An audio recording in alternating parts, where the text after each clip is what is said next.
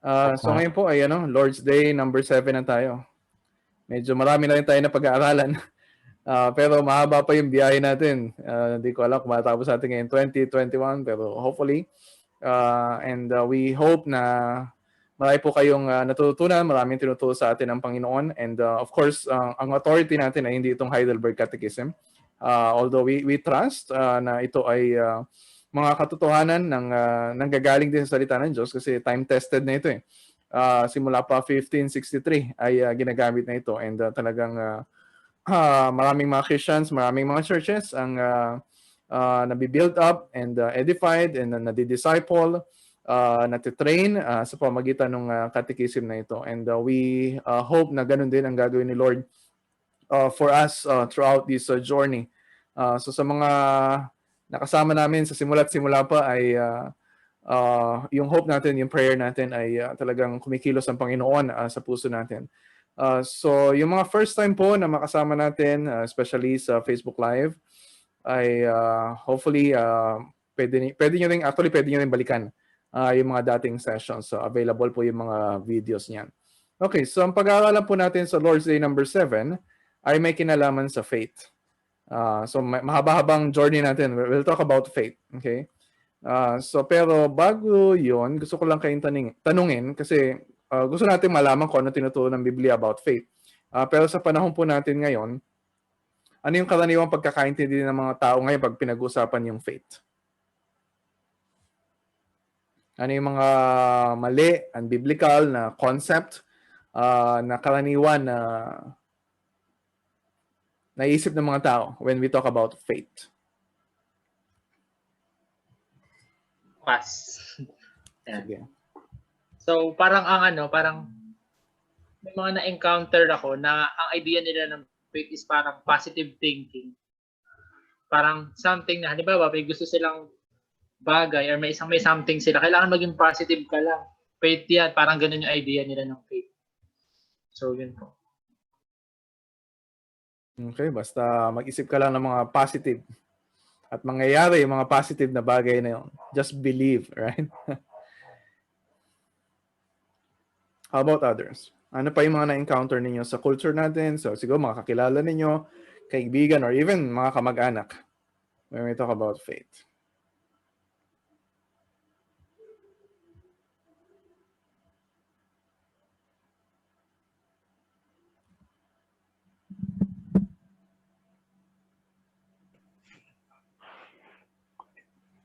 Daddy? Sa akin, in general, ang faith ay, at karaniwan ko rin narinig, yung pananalig sa mga bagay na hindi nakikita. Okay. Kahit minsan ay walang sapat na basehan, right? So minsan parang it's blind faith.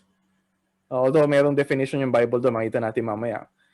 Pero sometimes ginagamit ng mga tao yun na it's like a blanket statement na yun yung faith. Di ba? Basta maniwala ka lang kahit di mo nakikita, kahit wala ka naman ebidensya na totoo yung pinaniniwalaan mo.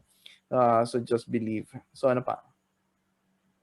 Pastor, normally na-encounter tayo mga intellectual faith na we know that napako si Kristo para sa ating kasalanan, but wala po sa puso, yun po yung hindi po yung outward manifestation ng faith. Yun po yung parang nagiging intellectual lang na sa buhay ng isang tao, Pastor. Okay, yeah. So sa isip lang, right? So akala nila basta naniniwala naman tayo sa naniniwala naman na may Diyos, naniniwala naman sa mensahe ng Biblia, pero hanggang sa isip lang. Okay, and we know that's insufficient, right? So what else?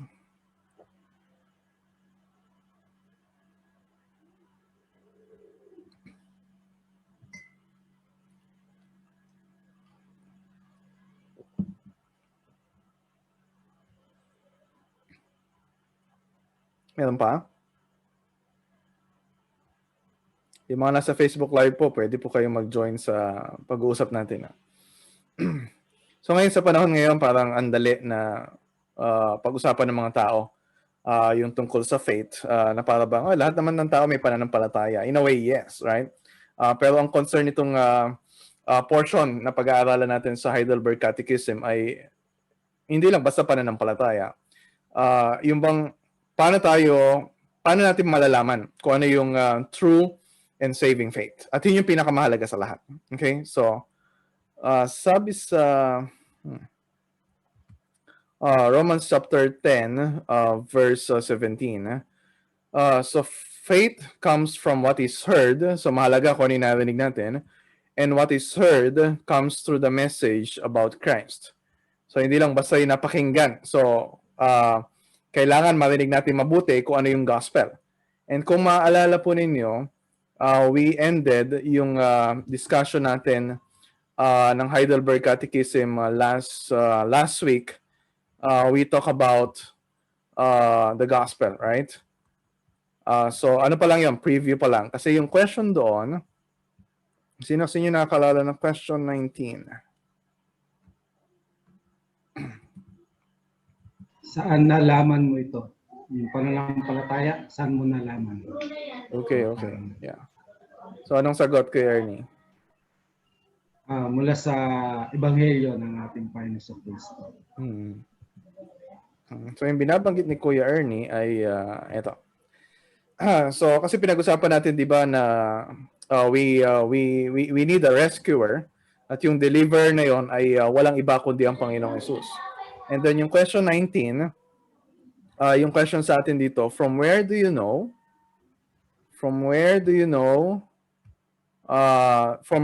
this? Paano mo nalaman na si Kristo yung tagapagligtas? From the Holy Gospel, which God Himself first revealed in paradise. Later, He had it proclaimed by the patriarchs and prophets and foreshadowed by the sacrifices and other ceremonies of the law. Finally, He had it fulfilled through His only Son. So, ano to? Parang tinrace natin yung buong history of redemption mula sa Genesis hanggang sa pagdating ng Panginoong Hesus Kristo. And then I think we read yung passage na to. Wait lang. Wala pala sa slide ko. Pero you remember yung Galatians chapter 4 verses 4 to 5. Sabi sa Galatians chapter 4 verses 4 to 5. Sino pong may Bible? Pwedeng pakibasa. Galatians chapter 4 verses 4 to 5. But when the fullness of time had come, God sent forth His Son, born of woman, born under the law, to redeem those who were under the law, so that we might receive adoption as sons. Yan, thank you, Kuya Glandy. So actually, pinag-usapan natin simula pa last week, and actually, simula Lord's Day 1 ng Heidelberg Catechism, we're really talking about the gospel. Kasi kung maalala niyo yung question number 1, this is really very memorable at very isa sa unique feature ng Heidelberg Catechism na saan daw nanggagaling yung what is our only comfort in life and death. And then yung sagot doon talagang yung gospel, yung ginawa sa atin ng Panginoon, yung identity na meron tayo ngayon, yung promise niya hanggang sa katapusan. And then sabi ni Starmid doon sa kanyang family devotional dito sa Heidelberg Catechism, sabi niya, this is the gospel, the good news, the best news in the whole universe. Only the gospel can provide a comfort big enough to comfort sinners.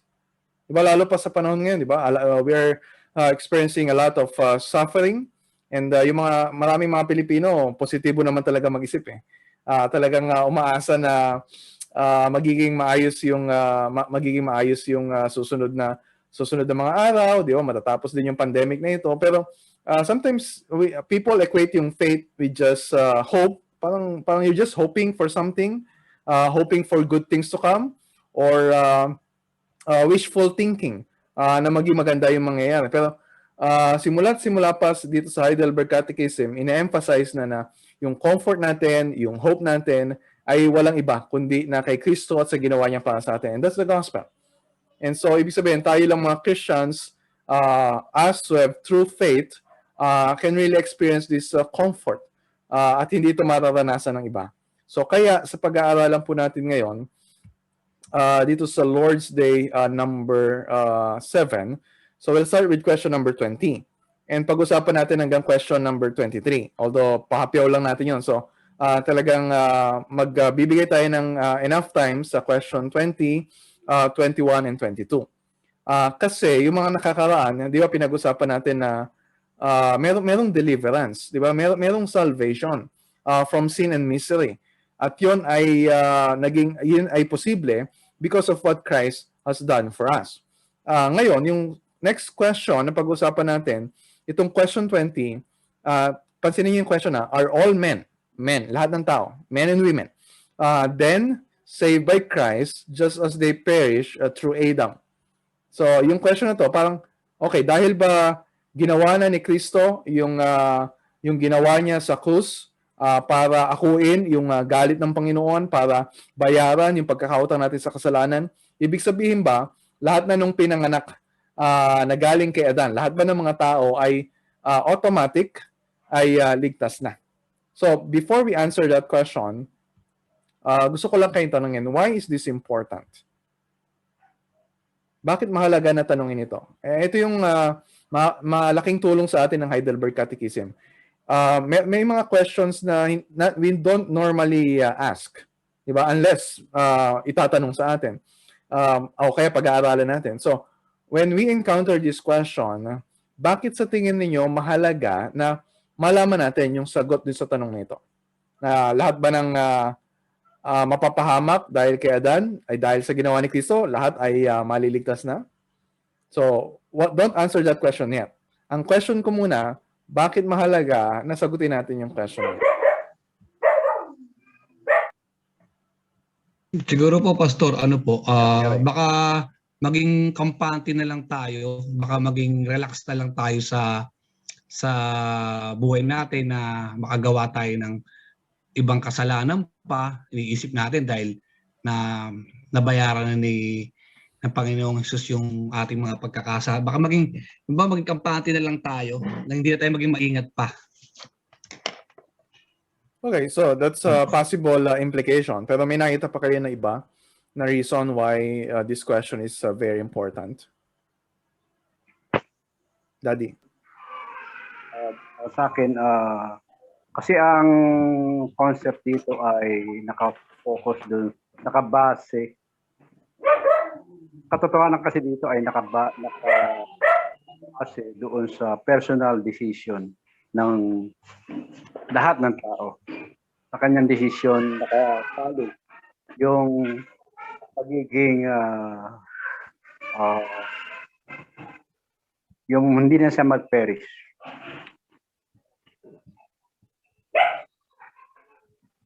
Okay. So, ibig sabihin, merong desisyon na kailangan gawin yung tao. Right? So, hindi pwede isipin ng iba na, wala naman pala akong gagawin, kailangan na response. Basta, okay, pinadala na si Kristo, ligtas na. Okay. And that will give some people, a lot of people, a false kind of assurance, right? Akala nila ligtas sila, pero hindi naman pala sila ligtas. Okay, what else? Ernie.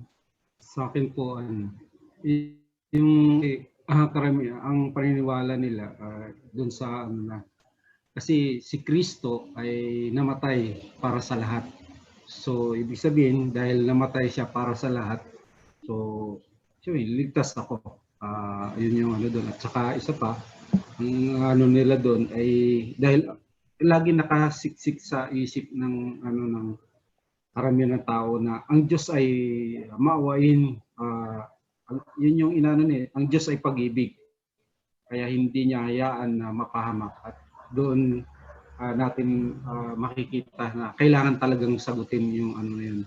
Kasi doon sa pagkilala nila sa sarili, yung pagiging, kahit na makasalanan ako, kahit hindi ako magsisi, o pagdating na lang na araw, tsaka ako magsisi, bago ako mamatay, dahil ang Diyos ay mahabagin at ang Panginoon Jesucristo ay namatay para sa lahat. So, yung kasalanan ang nagiging doon na hindi nagiging problema sa kanila yung kasalanan. Yun lang po. Okay. So, this question is important kasi may mga tao na naniniwala doon sa tinatawag na universalism. Na eventually, lahat naman ng tao ay maliligtas. Okay, dahil sa, although iba hindi naman talaga naniniwala kay Kristo, pero sinasabi nila na, dahil ang Diyos ay mapagmahal, di niya hayaan na mapahamak yung mga tao, maparusahan sa impyerno. So, lahat ay maliligtas. So, mahalaga yung question na ito, na makita natin yung sagot, and titingnan natin sa scripture, kung yun nga ba yung tinuturo ng salita ng Panginoon. Okay, so, question 20.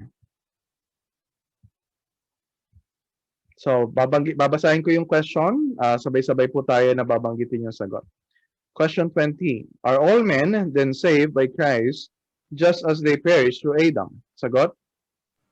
No. No. Only those Are saved through faith. by a true faith, grafted into into Christ, and accepted all these benefits. Okay, so maliwanag, hindi lahat. So, sino lang doon maliligtas? Yung meron lang, totoong pananampalataya at nakakabit o nakaugnay kay Kristo at tumatanggap ng lahat ng biyaya na galing sa Kanya. So, sa Tagalog, nangangahulugan ba na ang lahat ng mga tao na napahamak kay Adan ay ligtas naman kay Kristo? Sagot? Hindi. Hindi. Sila lamang na nakaugnay sa Kanya, Kaugnay sa Kanya. tumanggap ng lahat ng biyaya Ang biyaya. pagitan Pagitan ng tunay na pananampalataya. pananampalataya. Okay. So, yun, maliwanag na hindi lahat. Okay, so, ang malinaw na tinuturo ng salita ng Panginoon ay hindi totoo yung universalism. Hindi totoo na lahat ng tao ay maliligtas. Malinaw ang tinuturo ng salita ng Diyos na merong mga mapapahamak. Merong mga tao na talagang tatanggap ng matinding parusa na galing sa Panginoon. So ano yung mga passages na nagpapakita nun? Matthew 7:14. How narrow is the gate and difficult that leads to life, and few find it. So hindi ibig sabihin na konti lang ang magiging Christians. Ibig sabihin, hindi lahat ay makakapasok dun sa daan ng kaligtasan na yon. Okay? Ano pa? John 1:12. So sino lang yung magkakaroon ng kaligtasan? So we already know this passage. But to all who did receive Him, He gave them the right to be children of God, to those who believe in His name. So sino lang daw ang may tuturing na anak ng Diyos? Pwede ba nating sabihin na lahat ng tao ay children of God? No. Yeah, although sasabihin iba tao, hindi, we are all children of God. No. We are by nature children of wrath. Di ba sabi sa Ephesians chapter 2 verses 1 to 2. So if we are outside of Christ, actually we are children of the devil. Pero ano tayo magiging children of God? To all who did receive Him, ano pa? To those who believe in His name. So yun lamang merong tunay na pananampalataya. John 3:16. Alam naman natin yung passage na to. So sino daw dyan yung magkakaroon ng buhay na walang hanggan? Sino? Anyone who believes in Him. Okay. Have So, eternal life. everyone who believes in Christ will not perish. Pero what if mayroong mga tao na hindi sumasampalataya kay Kristo? Magkakaroon ba sila ng buhay na walang hanggan? No. No. Okay, so maliwanag yun sa sa John 3:18 din. Diba? Anyone who does not believe is already condemned. So nasa ilalim ng hatol ng Diyos. Yung mga sinasabi lang sa Romans 8:1, there's therefore now no condemnation. Hindi lahat ng tao yon. There's therefore now no condemnation only for those who are in Christ Jesus. And then John 3:36. Tingnan nyo to, the one who believes in the Son has eternal life. So hindi lahat mayroong eternal life, only those who believe in Christ. But the one who rejects the Son will not see life. Instead, the wrath of God remains on him. So we know that, right? So ano yung implication nito? Kasi maraming syempre maraming namamatay. Tapos makikipag libing tayo o kaya pumunta tayo sa burol. Okay, magsasalita tayo tungkol sa eternal destiny nung namatay. Di ba? Minsan, karaniwan narinig natin na, ay, ano yan, ano na siya, namamahinga na siya. Meron na siyang magandang kalagayan ngayon. Nasa piling na siya ng Diyos sa langit. Why do we need to be careful in saying that? Kasi we want to comfort yung mga namatayan, right? Pero are we really giving true comfort kung yung tao na namatay ay hindi man natin alam kung siya ay Kristiyano? Or we have merong indication na malamang na hindi siya Kristiyano. So any thoughts about that?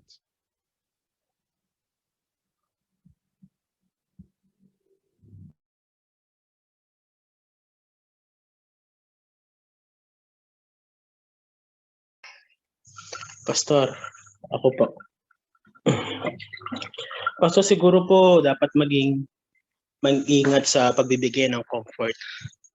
Lalo na sa, tawag dito po, doon sa ganung sitwasyon.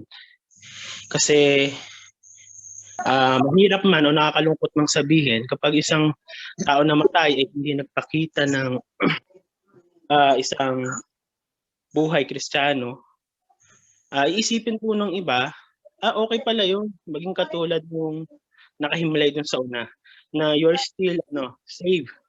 Kahit hindi ka manampalataya sa Diyos, mamuhay ka sa kamunduhan. So, I think yun po yung nakakalungkot man, pero madalas na mensahe ng iba pagdating sa ganang sitwasyon na lahat ng namamatay ay kumbaga diretso sa langit. So, wala po yung parang distinction.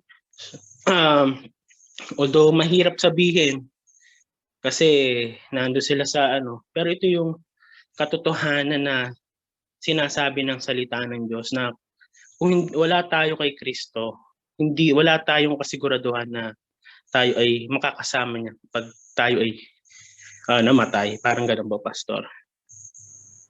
Yeah, so this is very crucial. Bother lang ako kasi may mga narinig ako mga pastors na basta ang dali na magbigay ng words of comfort na para bang alam nila na nasa langit na yung taong namatay without any evidence na meron siyang pananampalataya sa Panginoong Jesucristo. Right?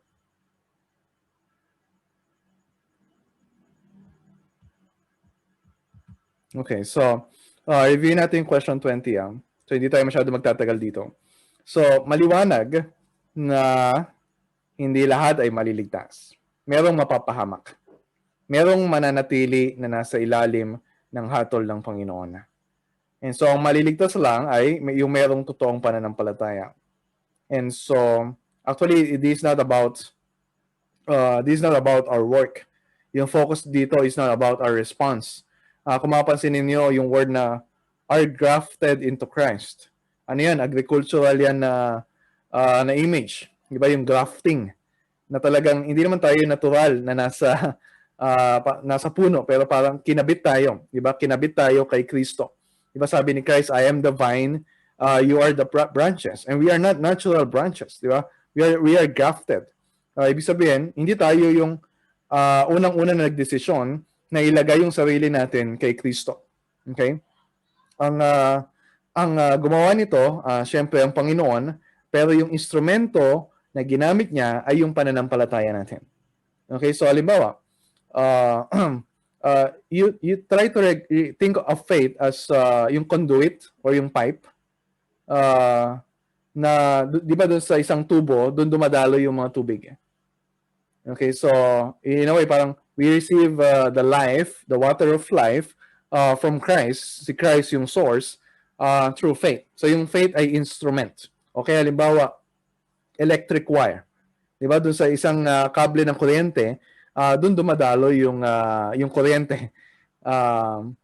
So yun ay instrumental para ma-receive natin yung the power of God for salvation at matanggap natin yung benefits na tinutukoy dito, di ba? Yung buhay, yung kapatawaran, yung maituring tayo na matuwid sa harap ng Panginoon, yung buhay na walang hanggan, and yung restoration ng relasyon natin sa Panginoon, yun ay mapapasa atin only through faith. At yung true faith yung binabanggit dito. So ngayon, yung next question dun sa Heidelberg ay natural, may kinalaman sa faith. Ano yung true faith? So, unless may pa kayong question dito sa question 20 before we move sa question 21. Meron bang question? So, maliwanag na hindi lahat ay maliligtas? Any objection? Opo, Pastor. Pastor, kasi po ang paniwala ng mga, let's say, parang sa kanila, believers sila kasi nga Sino po? They believe na may Christ. Naniniwala sila na may Christ at si Christ yung kanilang sinasamba. Sino po tinutukoy nyo? Yung mga nakakausap ko na Okay.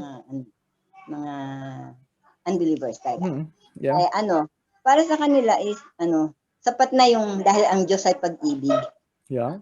Magmahalan lang daw tayo at magtulungan, and kung tayo raw ay may problema, alalahan lang daw natin na ang Diyos ay pag-ibig. So, for them is siguradong-sigurado na sila ay nakikristo para sa kanila. Kasi Ate Tess, yun nga yung yun yung pag-uusapan natin kasi maraming mga Pilipino kasi we are ang tingin ng mga tao Christian na sila ligtas na sila.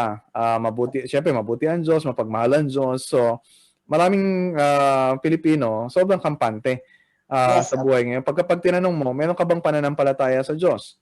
Sasabihin nila, meron ka bang pagtitiwala sa iyo? Nagtitiwala nga ako sa Diyos Di ba? Kaya nagpapatuloy ako ngayon na talagang kahit mahirap ang buhay kasi nagtitiwala ako sa Diyos, kumakapit ako sa Diyos. Sumasampalataya ka ba kay Kristo? Sabi nila, yes, sumasampalataya ako kay Kristo. So kaya, mahalaga na pag-usapan ngayon natin, ano yung true faith? Yes. Paano mo masabi isang tao ay sumasampalataya sa Panginoon? And so ito yung next question natin. Okay? So mahalaga ito again kasi maraming tao sinasabi meron silang pananampalataya, di ba? Pero maging ang mga, di ba, naalala niyo sabi ni James chapter 2, maging ang mga demonyo ay meron daw pananampalataya at nanginginig pa sila. Takot Diba? na takot. Yeah, daig pa nila yung maraming ang tao hindi nanginginig kapag pinag-uusapan ng Diyos Di ba? Parang hindi siniseryoso. So, ibig sabihin, maraming mga Pilipino mayroong pananampalataya na mas mababa pa doon sa level ng mga demonyo. Yung iba naman, sa isip lang, alam lang nila na may Diyos, alam nila na may Kristo, alam nila na may tagapagligtas, pero sa isip lang. So, yun yung tinatawag ng Biblia na demonic faith. Diba? So, intellectual lang. Ibig sabihin, hindi siya talaga nakapagliligtas. So, yung concern natin dito, what is true saving faith? Ano yung pananampalataya na kapag meron tayo, ay sigurado na matatanggap natin ang lahat ng benefits ng ginawa ni Kristo sa krus. Na tayo ay maliligtas, ma-restore sa relasyon natin sa Panginoon. Okay, so sagot. What is true faith? Sabay-sabay nga po kayo. Ano yung sagot? Medyo mahaba yan True faith is a sure knowledge whereby we accept as true all that God has revealed to us in His Word. At the same time, it is a firm confidence that not only to others, also to me. But also to me. God has granted forgiveness of sins, everlasting righteousness and salvation out of mere grace, only for the sake of Christ's merits. His faith, the Holy Spirit works in my works the heart. heart of the gospel.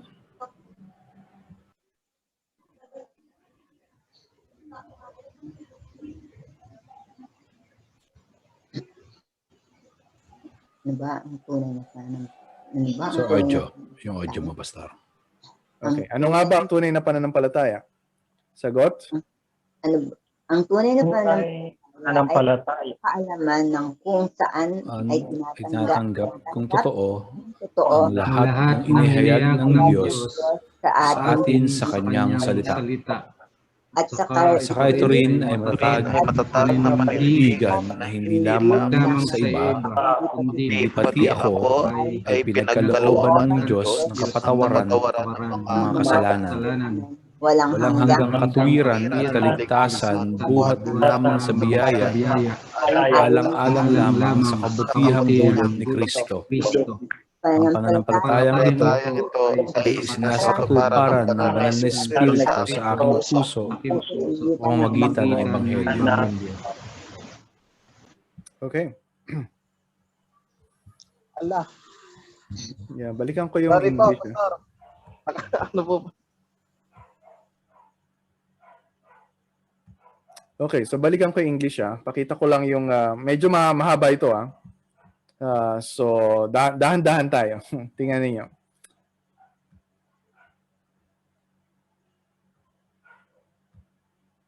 Okay, so what is true faith? True faith is a sure, okay, knowledge. Okay, so yung una yung knowledge.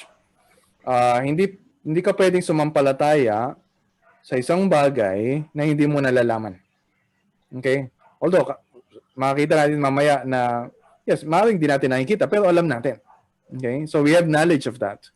And then, yung knowledge na yon nanggagaling sa salita ng Panginoon. Okay? So, yung knowledge na yon galing sa ipinahayag sa atin ng salita ng Panginoon. Okay? Pero hindi lang basta knowledge. Hindi pwede na itong sentence lang na ito yung definition ng true faith, right? So ano yung kasunod? At the same time, it is firm confidence. So yung alam mo ay pinagtitiwalaan mo. Andun yung kumpiyansa mo na ito ay totoo, hindi lang para sa iba. Di ba? So ito ay din. But also to me. So personal confidence. Okay? So and then yung pananampalataya ay hindi nagtitiwala sa sarili nating gawa. Di ba? So nakalagay dito, mere grace. Na ito ay inaamin na kung sa sarili lang natin, kung hindi maawa ang Diyos, talagang wala tayong pag-asa. At yung object ng faith natin ay yung ginawa ng Panginoong Hesukristo. No, so hindi natin pwede sabihin na yung faith natin, yung merit na tatanggapin ng Diyos, para tayo ay maging katanggap-tanggap sa Diyos. No. Yung faith ay pagtanggap dun sa merits na ng ginawa ni Kristo. And then, we cannot manufacture this faith by ourselves. Although maraming mga Christians, sa tingin nila, akala nila, by their personal decision, by their own willpower, dahil ito yung, syempre, yung response ng puso nila, pero dapat ma-recognize natin na ang pananampalatayang ito ay gawa ng Holy Spirit sa puso natin.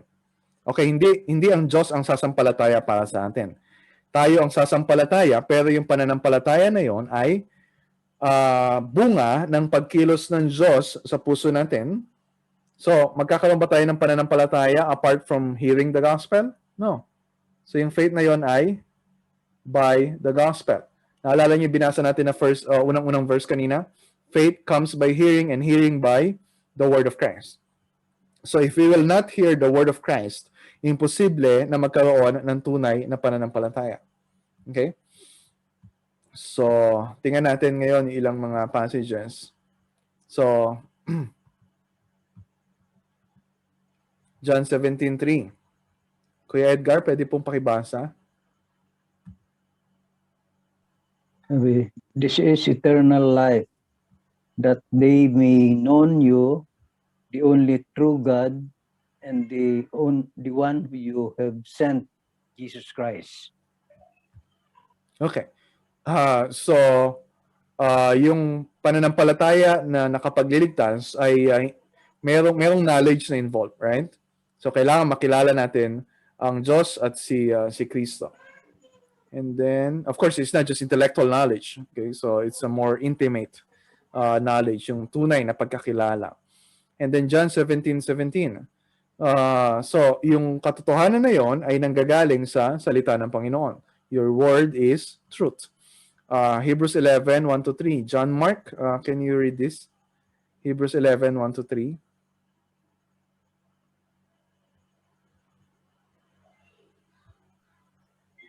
Yes po, Pastor. Hebrews, wait lang po. Hanapin ko lang po. Sabi po sa Hebrews 11, verse 23. 11, verses 1-3. 1-3. Yung nasa screen lang, yung nasa screen. Opo. Sabi ito po.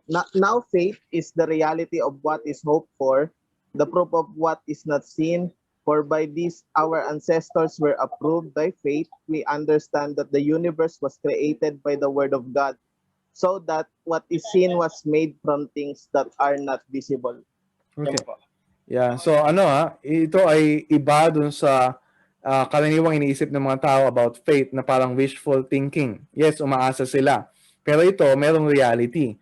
Ito yung katotohanan, di ba? Yung katotohanan dito ay yung merong Diyos na lumikha. Okay? So again, but we're not talking here about parang saving faith na agad ito. Pero syempre, yung pananampalataya ay nagsisimula dun sa kaalaman, pagkakaunawa dun sa bagay na ipinahayag na ng Diyos. At sa verse na ito, about His creative power. Right?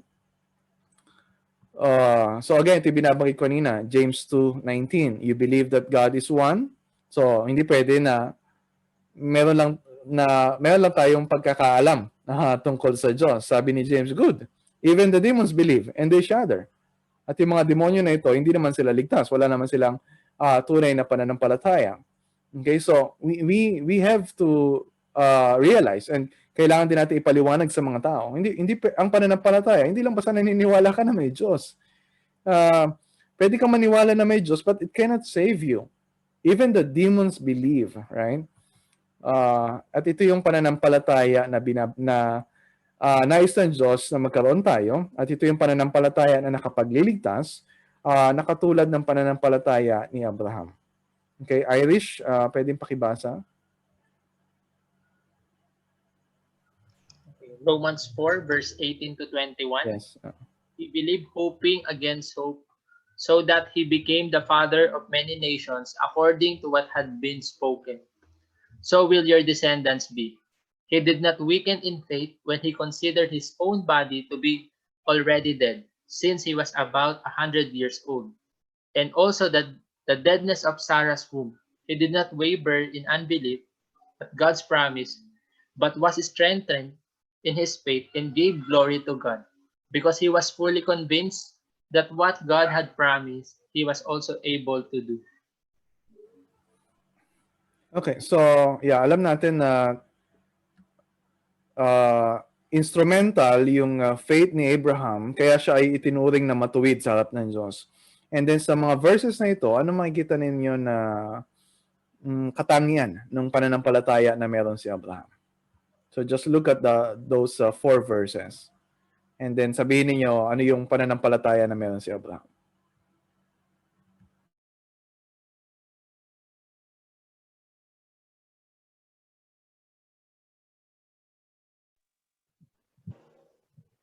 Una, Pastor, yung salvation from the Old Testament at the New Testament ay isa, through faith. So makita po natin dito na si Abraham na pinamis po ng Diyos na from his seed ay i-bless po yung nations, which is in fulfillment in Christ. So dito po at his age na imposible ay naniwala po siya na both na kanyang wife ay sa intellectual mind ng isang tao ay imposible. But through faith na which not waver, na tutuparin ng Panginoon Diyos, yung intellectual mind niya na kahit imposible ay alam niya na tutuparin po ng Diyos as God promised. Yeah. So merong pagtitiwala sa kapangyarihan ng Panginoon kahit na hindi mo talaga maintindihan and it's humanly impossible. Okay, right? Ano pa? Yung iba, ano pa napansin niyo sa pananampalataya ni Abraham?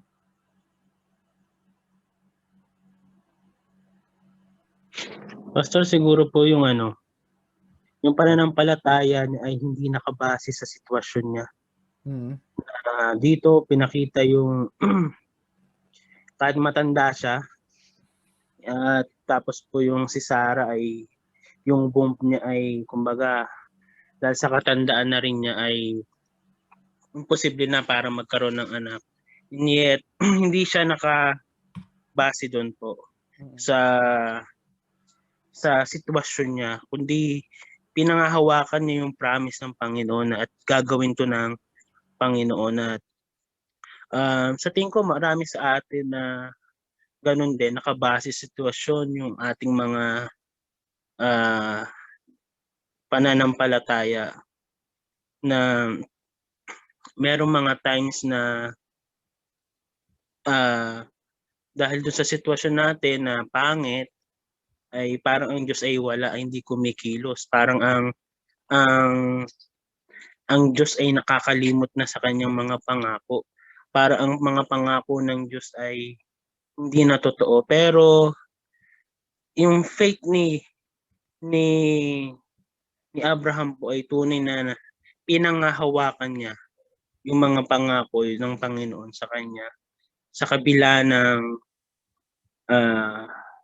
sitwasyon niya na pagiging matanda. Kasi pangako sa kanya na maging father of all nations, and yet nagpatuloy siya sa kanyang sa pinapagawa sa kanya ng Panginoon. And naalala ko, pinaalay pa sa kanya si kanyang anak, si Isaac ba?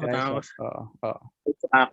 Na mahirap yon na parang isang test siya kung gaano siya nagtitiwala sa Panginoon.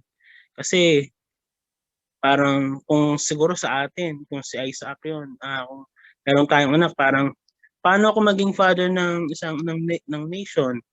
Tapos kukanin mo yung nag-iisa kong anak. And then hindi nagdalawang isip si Abraham na ialay ang kanyang anak. Hindi niya pinanghawakan na yung anak niya bilang idol. Ibinigay niya ito sa Panginoon because he knows na ang Diyos ay tapat sa kanyang pangako po. Yeah. So kung mapapansin ninyo, nandito na tayo. Yung firm confidence. So ang ginagawa natin, we're not just studying catechism. So tinitingnan natin yung mga proof text. Yung bang parang bakit ito yung salita na ginamit dito sa catechism. Makikita ba natin yan sa salita ng Panginoon? And so yung value nito ay yung talagang itinuturo tayo na tumingin doon sa salita ng Panginoon. Kasi ito naman yung point ng discussion natin about faith. We don't put our trust sa salita ng tao. Diba? Ang tiwala natin ay salita ng Panginoon. And so yung sumunod, gusto ko lang pansinin ninyo tong yung word na me. Okay? But also to me. Why do you think that's important? Diba na hindi lang, not only to others, but also to me.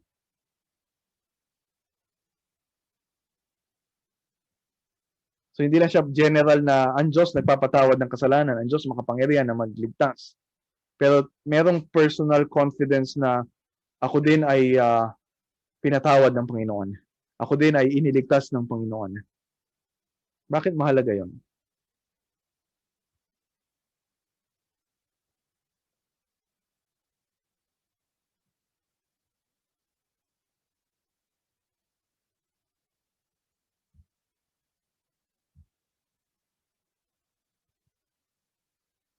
Personalan na po ito kaya kailangang sagutin natin. Why is that important?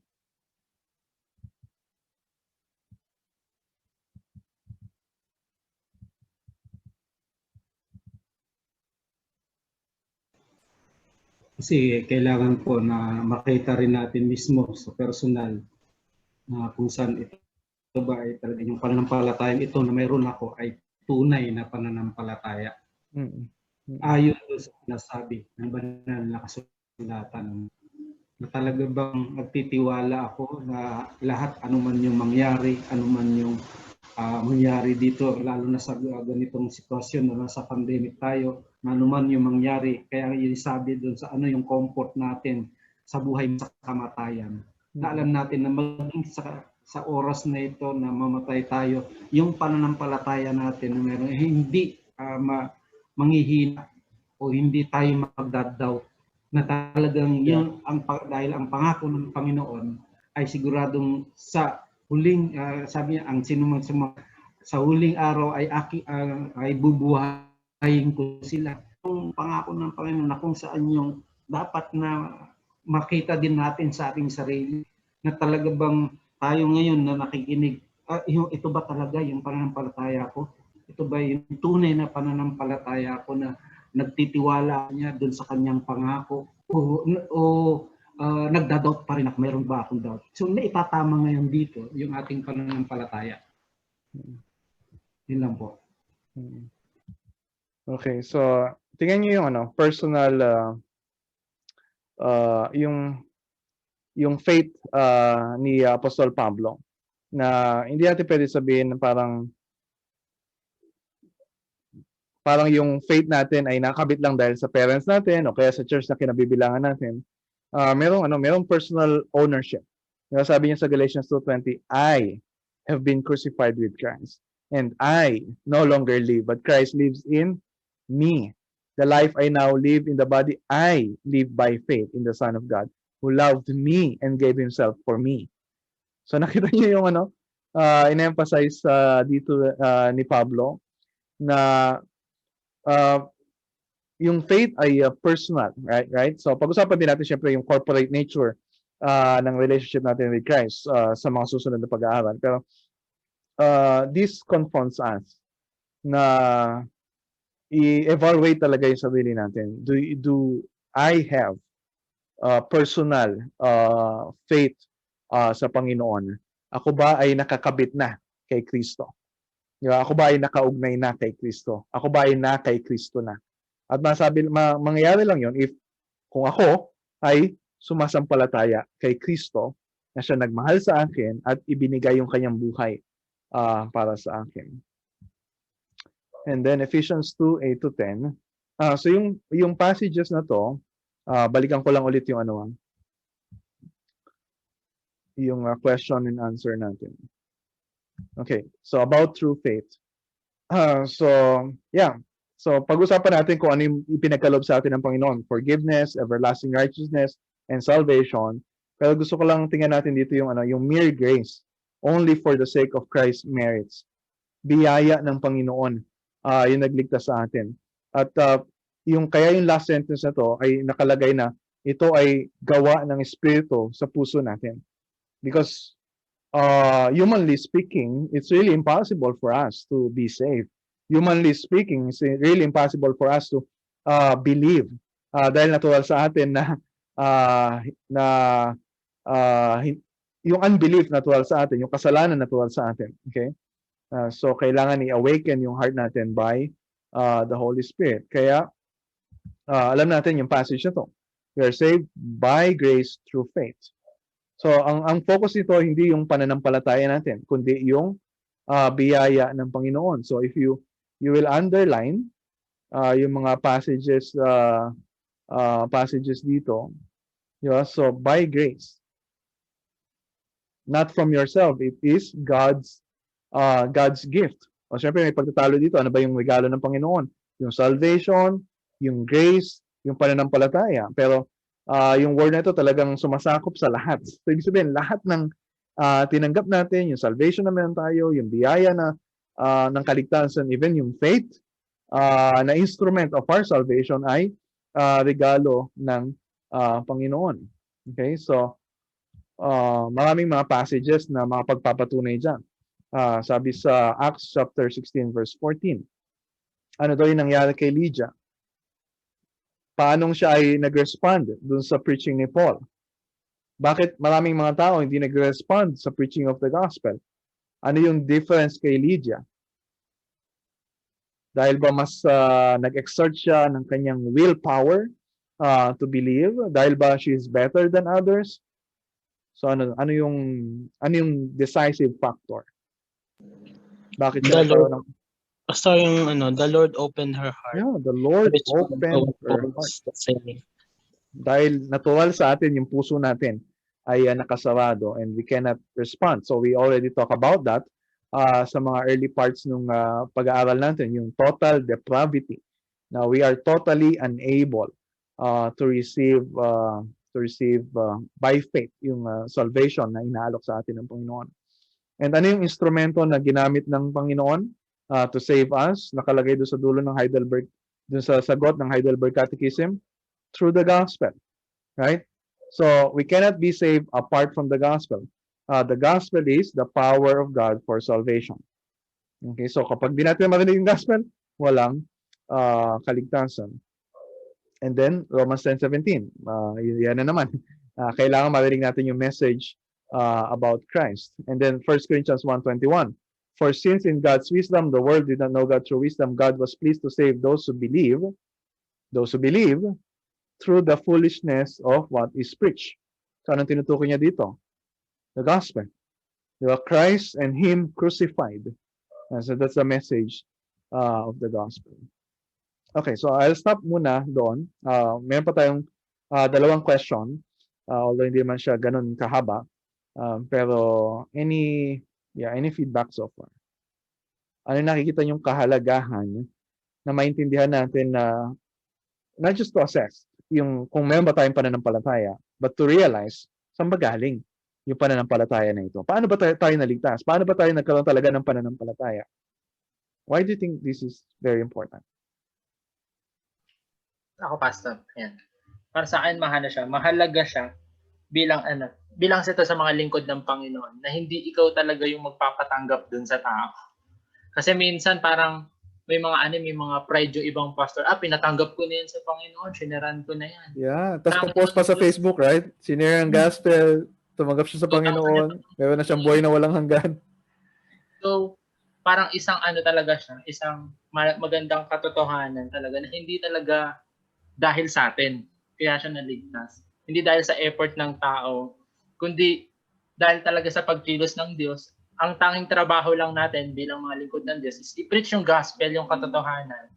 At yung Diyos talaga yung magbubukas ng puso nila. And then yung isa pang katotohanan na born again muna tayo bago tayo nanampalataya. Hindi nanampalataya tayo kaya tayo na born again. Parang isa din po yun eh. Kasi parang parang para tayong patay na ilaw na wala tayong ability na manampalataya sa Diyos or piliin man lang ang Diyos. Yeah. Unless ang Diyos mag-switch on ng nung button para magkaroon tayo ng liwanag so that magkakaroon tayo ng kakayanan na manampalataya sa Kanya. Pagkilos pa rin ng Diyos.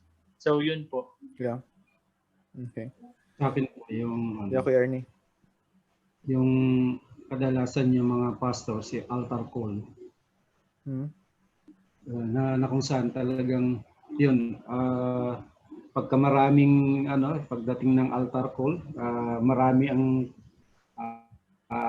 lumapit at yun at tapos sasabihin niya, you are now son of God. Ganun. Ikaw ay ligtas na at mayroon ka ng buhay na walang hanggan.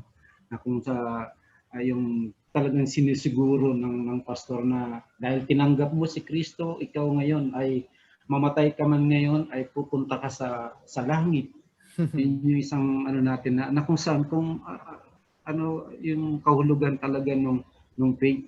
Kasi minsan talagang natin katulad ng halimbawa, bakit ka naligtas? Kasi ako nanampalataya ako.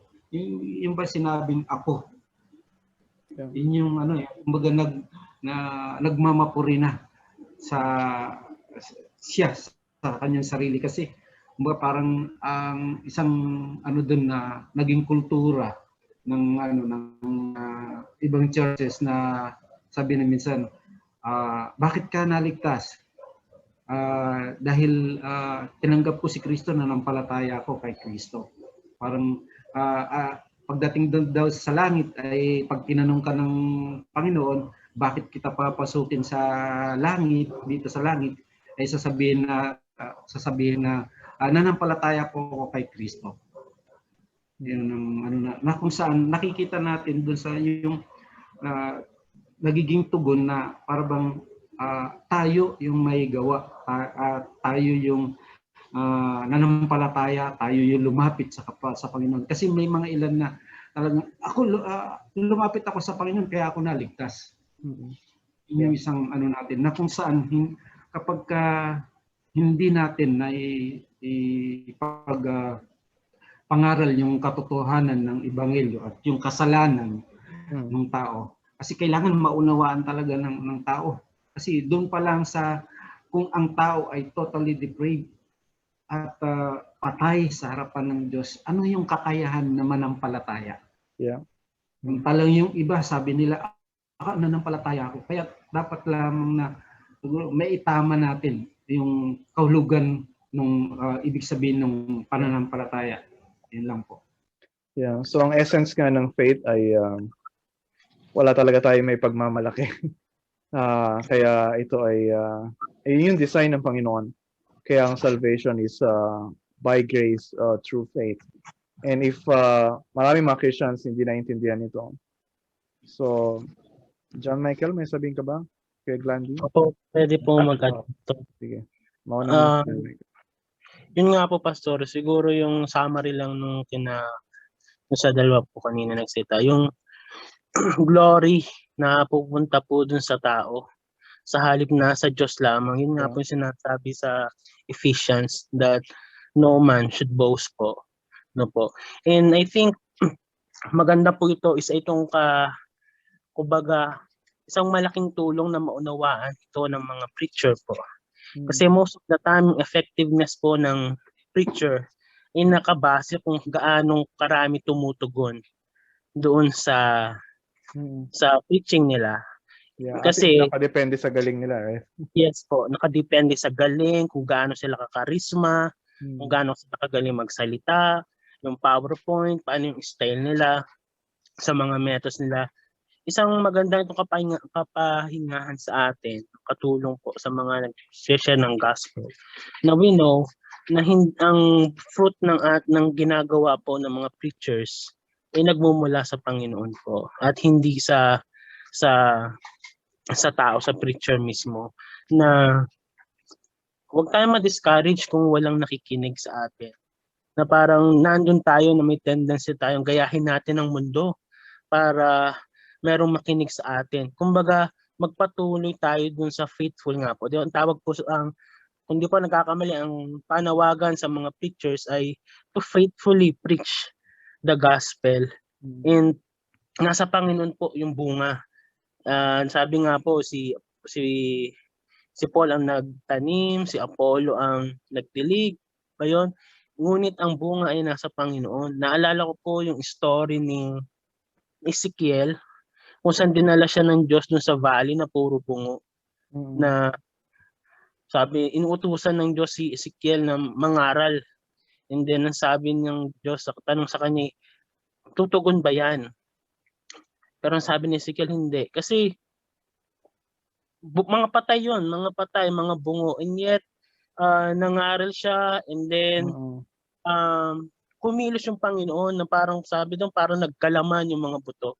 And ito po, napakaganda noon na huwag tayong tumingin doon sa bunga. Although nagdi-desire tayo na mayroong bunga, na may makinig, pero huwag tayong ma-depress dahil lamang sa paggawa natin ng faithfully preaching ay walang nakikinig sa atin. Because lahat ng ginagawa natin ay hindi in vain sa Panginoon. So, ayun po, Pastor, yung sa tingin ko na maganda na ang bunga ay nasa Panginoon. And magtiwala tayo sa Kanya po. Yeah, thank you. Kay Glandy? Yes, Pastor, yes. Sa mga believers na, Pastor, kung tayo'y naniniwala, kung tayo'y may faith, ay minsan kasi hindi na-explain sa pulpit nyo na beyond that faith is God working in the background, na kaya God is drawing you near to Him, kaya may pananampalataya ka. Minsan po hindi na-expound sa pulpit to, na akala ng mga uma-attend ay sila yung nag-accept, sila yung galing sa kanila yung pananampalataya na hindi nila naunawaan na salvation belongs to the Lord, that 100% works of God. So, yun minsan po yung hindi na-expound sa pulpit na akala, galing po ako doon na kumbaga ay hindi na-explain talaga na beyond that, yung faith na yan na mayroon ka ngayon is beyond that. God is drawing you near to Him. So, yun nga si brother yung in-explain niya kanina sa Ezekiel, iano ko lang sa Ezekiel 36:25 to 26. Puro God yun. I will sprinkle clean water on you. I shall be clean from your uncleanliness, from your idol. I will give you a new heart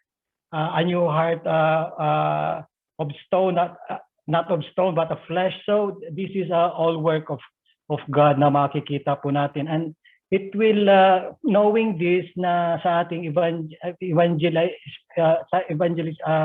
evangelism natin in sharing the gospel ay kumbaga yes, we share the gospel, but wala do yung pressure na kung ano-ano yung sasabihin natin para ma-win siya, kumbaga ma-win siya. Ay quote ko lang po yung sabi ni John Stott. Sabi niya, to evangelize does not mean to win converts, but simply to announce the good news irrespective of the results. So, ito po yung magdadrive sa atin na knowing all of this. Ito po yung application natin sa ating buhay, sa ating evangelism na even in our sanctification, yes, nandun yung intentional natin of being, intentional natin to walk in holiness, in righteousness, in godliness, but ultimately, God is working on us in a background. Talagang i-convict tayo ng Diyos. Sabi nga, I will, Psalms 23, ilalagay tayo in the path of righteousness. Why? For His name's sake and for His glory. Yan lang ba, Pastor? Wow. Sabi ni Irish, kinote niya si Herman Hoxima. So, meron din ako niyan, Kailan ba dating yung book ko niyan? Sabi niya, faith is not a work we perform to become worthy of salvation. All the work that makes us worthy of righteousness, eternal life, and glory has been performed and completely finished by Christ. Even the gift of faith He merited for us by His perfect obedience. So, wala talaga tayong may pagmamalaki. Hindi natin pwede sabihin na, ako, sumasampalataya ako, sila hindi. Di ba? So, yun ay naging posible lang only by the grace of God. So, Pastor Marlon, can you read itong definition ng faith ng Westminster Confession of Faith? Yes. Sa pamamagitan ng pananampalatayang ito, pinaniniwalaan ng isang Kristiyano na totoo ang anumang inihahayag sa salita ng Diyos sapagkat ito ay may otoridad ng Diyos mismo na nagsasalita sa pamamagitan nito. Naglilingkod siya ayon sa mga hinihingi ng iba't ibang bahagi ng banal na kasulatan. Nagpapasakop at sumusunod siya sa mga utos. Nanginginig siya sa mga babalan nito. Meron pa. Tinatanggap niya ang mga pangako ng Diyos ukol sa buhay na ito at sa darating pa. Sa datapwat ang pangunahing mga gawain ng pananampalatayang nakapagliligtas ay ang pagsang-ayon, pagtanggap at pananalig kay Kristo lamang para sa pagpapahayag na matuwid, pagpapabanal at buhay na walang hanggan. Ang mga ito ay dahil sa bisa ng covenant of grace. Okay. So yun. So we discuss ano yung true faith. So ngayon naman, okay, what then must a Christian believe? So ano ba yung dapat nating paniwalaan? At sino magsasabi kung ano ba yung dapat nating paniwalaan? So, what then must a Christian believe? Ang sagot, all that is promised us promised in the gospel, as in the gospel, which the articles of our Catholic and Christian faith teach us in a summary. Okay, so again, the object of our faith is yung mga pinangako ng Diyos in the gospel. Ano yung mga pangako na yon? So nakita na natin last week yung story, right? Mula sa Genesis hanggang sa pagdating ni Kristo. Basically, yung story ng creation, fall, redemption, restoration. Pero syempre, mahalagang maunawaan natin anong tinuturo nun. Kapag sinabi ditong Catholic, hindi yan Roman Catholic ha. So ibig sabihin niya universal. So pag-usapan pa natin yan when we come to the portion ng Apostles' Creed na I believe in the Holy Catholic Church. And undoubted Christian faith teach us in a summary. Kaya sa Tagalog, kung gayon, ano nga ba ang dapat na pananampalatayanan ng isang Kristiyano? Sagot? Lahat ng ipinangako sa atin sa Ebanghelyo na siyang itinuturo sa atin ng mga artikulo ng ating laganap at walang alinlangan ang pananampalatayang Kristiyano sa binuod na pamaraan. Okay, so basically, siyempre, kailangan natin paniwalaan lahat ng ni-reveal ng Diyos sa kanyang salita. Okay, so pero siyempre, mula Genesis at Revelation, masyadong mahaba yun. Hindi mo naman kailangang basahin lahat yun at unawain lahat bago ka maligtas. Pero merong core message ang scripture and we call that the gospel. Right? So, na may summary si Paul dyan sa 1 Corinthians 15. Pero dito,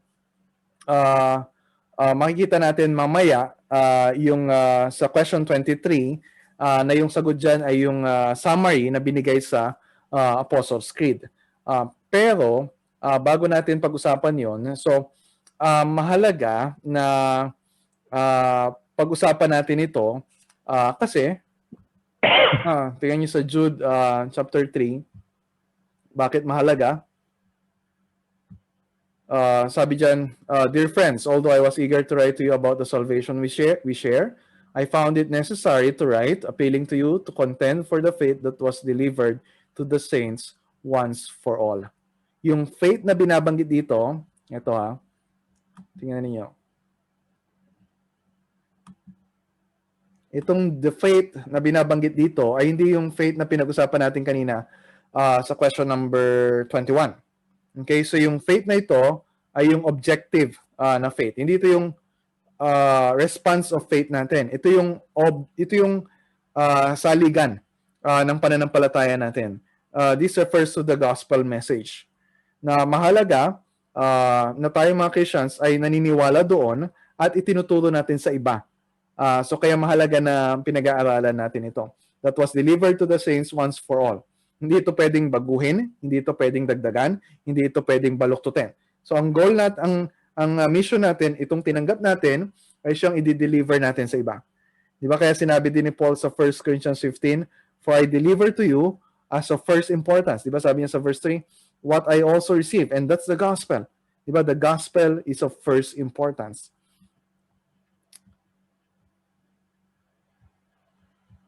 Okay. And then, yun. May question doon sa, maikli lang yun question 22.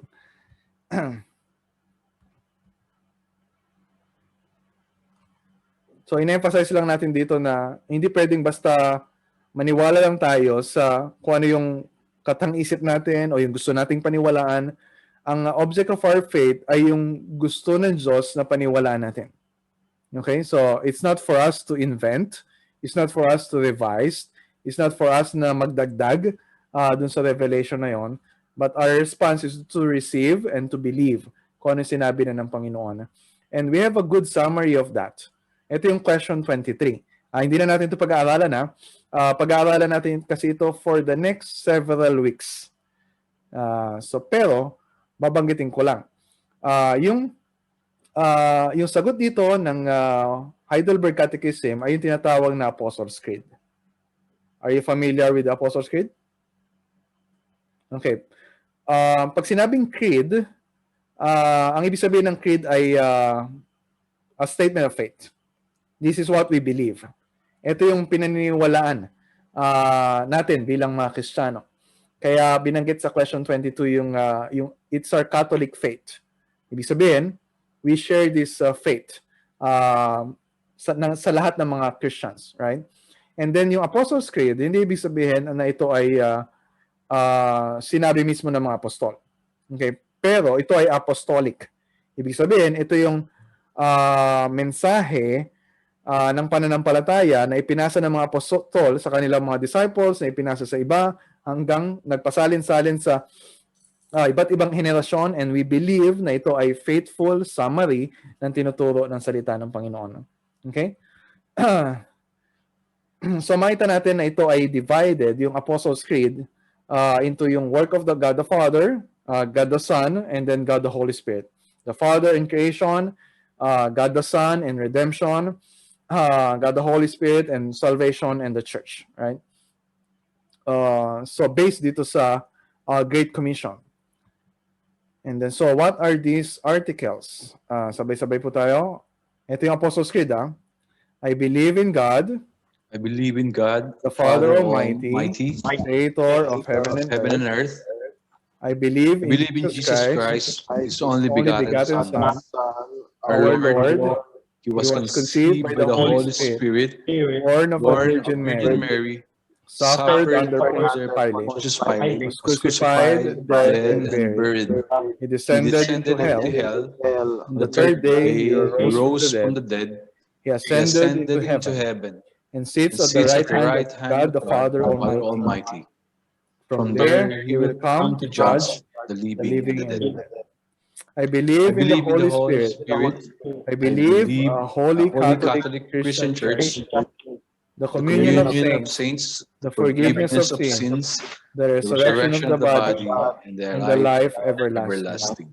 Sa Tagalog, ano-ano ang mga artikulong ito? Sumasampalataya ako sa Diyos Amang makapangyarihan sa lahat, na lumalang ng langit at lupa.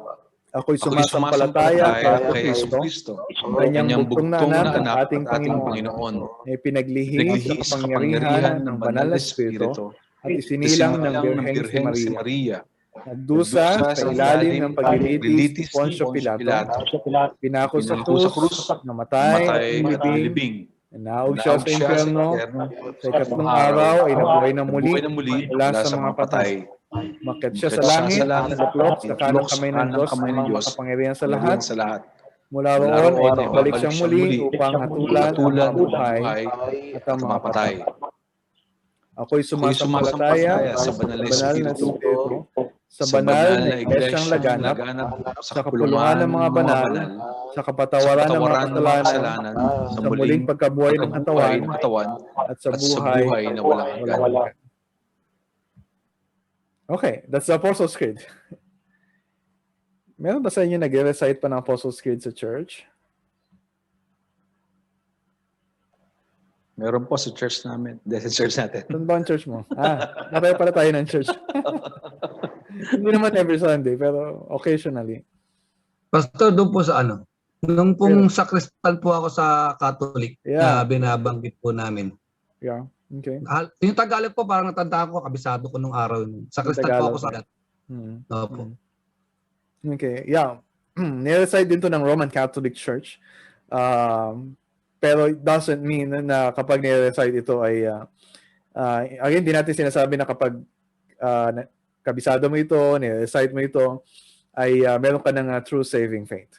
So it's more than just intellectual. So kailangan may tamang pagkakaunawa tungkol sa mga nakasulat dito at merong talagang pagtitiwala na ito ay para sa atin. So merong personal confidence. Okay, any question about the Apostles' Creed? So tingin niyo, bakit ito mahalaga? Bakit mahalaga na we give a summary of the gospel? Na ginagawa din naman natin, right? When we share the gospel. How we share yung gospel tract, we share a gospel summary. Hindi naman natin babasahin Genesis to Revelation, right? So why do you think it's important? At bakit nakakaligtaan din ng mga churches na balikan itong basehan ng pananampalataya natin? Pastor, para sa akin, importante para parang alam natin talaga ano yung pinaniniwalaan natin. Kasi kung i-compare natin, yung mga kulto nga, alam nila yung pinaniniwalaan nila. Tayo pa kaya ng mga... Naipagtatanggol pa nila yung paniniwala nila. Eh? Tayo pa kaya. So, importante to na i-memorize, i-preach sa church, aralin, at talagang kumbaga, ilagay sa sa service ng church upang sa ganon linggo-linggo or araw-araw nakapaalalahanan tayo ano nga ba talaga yung pinaniniwalaan natin. So yun po. So mahalaga para malaman natin kung anong pinaniniwalaan natin at masabi din natin, di ba? Kung ano yung pinaniniwalaan natin. Ano pa? Mga essential doctrines po kasi, Pastor. Yeah. Na kumbaga hindi po natin pwedeng compromise. So pwede siguro pwede yung mga non-essential doctrines, paano ng worship, pero ito mga essential doctrines talaga na dapat panindigan po natin. Yeah, so kung hindi ka naniniwala dito, ibig sabihin, hindi ka pwedeng may turing na na tunay na Kristiyano, right? So we can have disagreement sa ibang mga doktrina sa Biblia, pero this is non-negotiable, right? So pero hindi lang ibig sabihin na ito lang paniniwalaan natin. Siyempre, mas mayaman pa yung mga doktrina na tinuturo sa Biblia, pero it's a good summary. It's a good starting point, right? Ano pa? Why do you think this is important? Mahalaga din po kasi yung iba kasi ang paniniwala hindi sila naniniwala sa sa isang Diyos na tatlong persona. Kung saan talagang dito rin mahirap may paliwanag natin ngayon. Kaya sinasabi nila ay lalo na sa Muslim na sabi nila ay tatlo ang Diyos nyo, samantalang kami isang Diyos, kaya kami ang tunay. Yan ang nila. So mahalaga na may latag ito, lalo na ang doktrina ng Trinity. Next week pag-aaralan natin yan. Yun po. Bakit ito yung arrangement ng Apostles? Kaya mahalaga talaga itong statement of faith natin kasi yun yung magiging direksyon sa ating pananampalataya. At dito tayo magiging matatag sa pananampalataya na kung saan ay ito yung katotohanan. Makikita natin kung saan, yung pagkakaiba ng ibang pananampalataya kaysa sa atin. Yung mahalaga talaga yung statement of faith. Yeah. Yun po. Meron pa iba? Before we close. John Mark.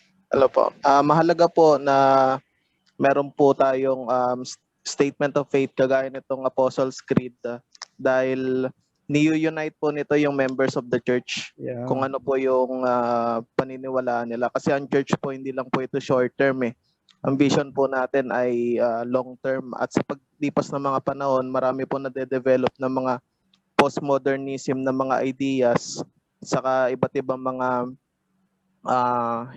heresy pa po So kung meron po tayong ganito, yung scripture po, hindi siya napapalitan, kundi na safeguard po siya. Nababakuran po nitong mga creeds po na ito. Yan lang po. God bless po. Okay. So yeah, it's John Michael? Pastor, yun din po, yung medyo konektado po dun sa ito yung nagiging nagiging guard sa church. Na kaya maraming error po sa church, so nagdi-divide. Sabi nga, yung doctrine divides, pero itong Apostle Creeds, doctrine unites.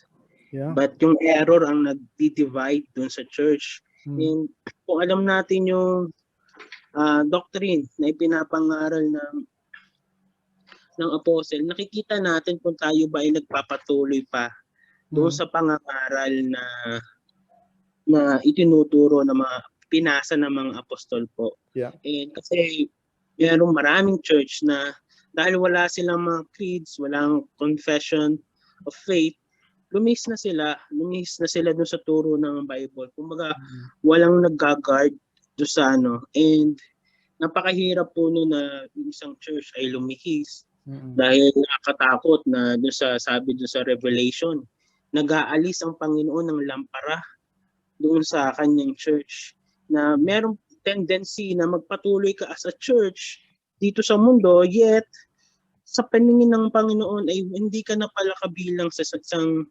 simbahan. So, napakahalaga po nito ng mga doktrinang ito na hindi mo pwedeng mabali dahil ito essential na maging gabay sa atin upang makita kung tayo pa rin ay lumalakad doon sa katuruan po ng mga nauna sa atin. Kasi mahalaga po yun para sa atin. Kasi yun yung assurance natin din po. Yeah, so yeah, just to give a summary or concluding application for us. Sinabi na naman ninyo iba. So gusto ko lang iulitin. Doctrine, tama naman na doctrine divides, right? Kasi talagang inihiwalay natin eh. Ito yung true church. Ito yung hindi totoong church. Kasi hindi sila naniniwala dun sa essentials of the gospel. And so we don't have any basis for fellowship or cooperation sa mga nagsasabi na Christian sila pero hindi naman naniniwala dito sa biblical gospel. And then more than that, pinakamahalaga sa lahat, yung doctrine unites. Diba? So sa local church, doon muna tayo sa local church. Nabanggit na din ninyo, kaya mahalaga merong statement of faith. Kasi kung mapapansin ninyo, limbawa mga kabataan, nagsasama-sama sila. Kasi meron silang common interest. Di ba? Merong magandang, may mga activities yung mga kabataan. Pero ano nang nag-unite ba sa kanila? Are we really united by the gospel? Or because of just common interest? So, and then in terms of fellowship sa ibang mga churches, di ba, daming mga iba-ibang denominations. Sometimes we just focus sa mga differences na meron tayo. Kaya nag-aaway-away.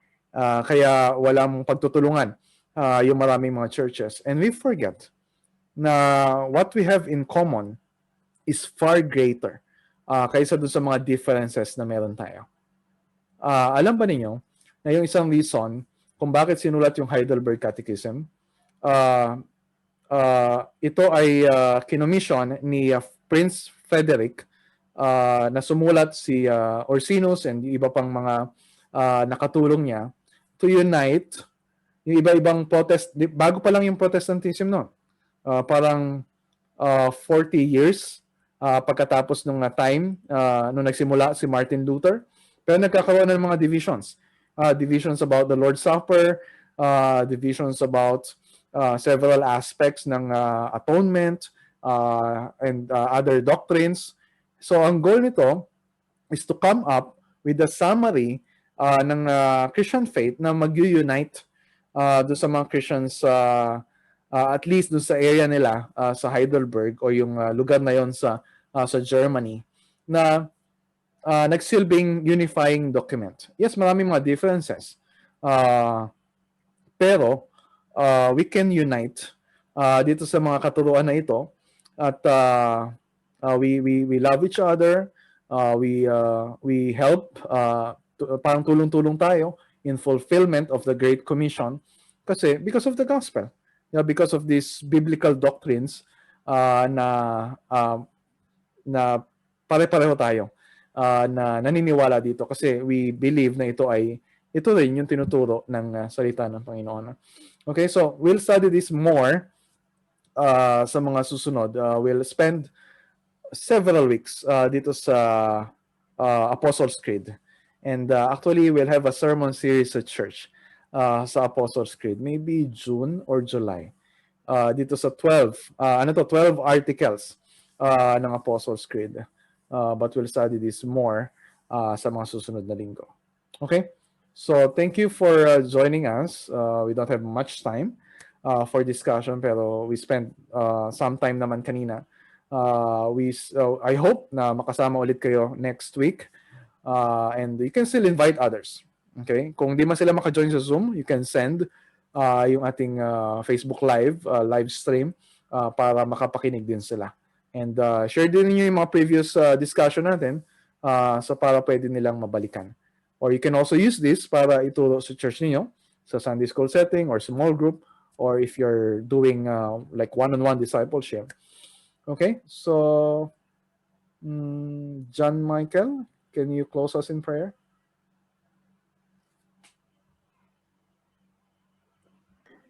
Tayo po manalangin. Panginoon Dakila, salamat po sa iyong salita namin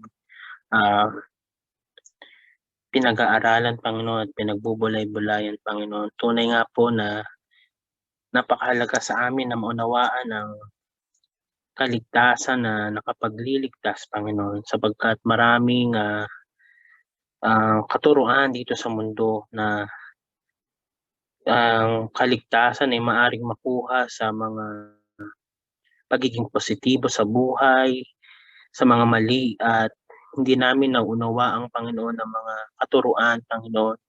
Tunay nga po ng kaligtasan ay dapat ay nasa katotohanan ng iyong mga salita, Panginoon.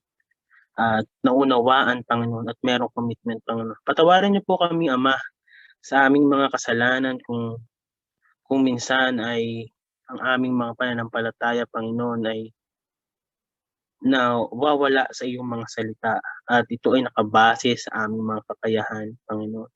Salamat, Ama, sa pagpapaalala mo sa amin na ang kaligtasan ay nagmumula sa iyo at hindi sa aming mga sariling desisyon, sa aming sariling gawa, hindi nanggaling sa pamilya namin, Panginoon, at tanging sa iyo lamang, Panginoon. Tunay nga po na amazing grace, Panginoon. Sapagkat alam namin kung sa sarili lang namin, Panginoon, wala kami kakayahan upang iligtas ang aming sarili, Panginoon. Ngunit, Panginoon, dahil sa iyong kahabagan at pag-ibig, Panginoon, ay kumilos sa puso ng bawat isa sa amin, Panginoon. Tunay nga po, Panginoon, na lagi niyo pong paalala, Panginoon, ng aming kaligtasan ay nagmumula sa iyo, Panginoon, na sa gayon kami ay magpatuloy, Panginoon, na merong pinangahawakan ng iyong pangako na ikaw siya mag-iingat sa amin, Panginoon. At di mo kami aalisin, Panginoon, sa walang sino man, Panginoon, makakuha sa amin sa iyong mga kamay, Panginoon. At sa gayon, magpagpatuloy kami ng hindi defeated, Panginoon, kundi isang Kristiyano, Panginoon, na lumalaban, Panginoon, sapagkat alam namin, Panginoon, dahil sa pagkakaroon sa amin, walang sa amin sa iyo, Panginoon. So, papurihan ng iyong pangalan, Panginoon, sa iyo pang papuri at pagsamba. Ito po ang aming dalangin sa tayong pangalan ni Jesus. Amen. Amen.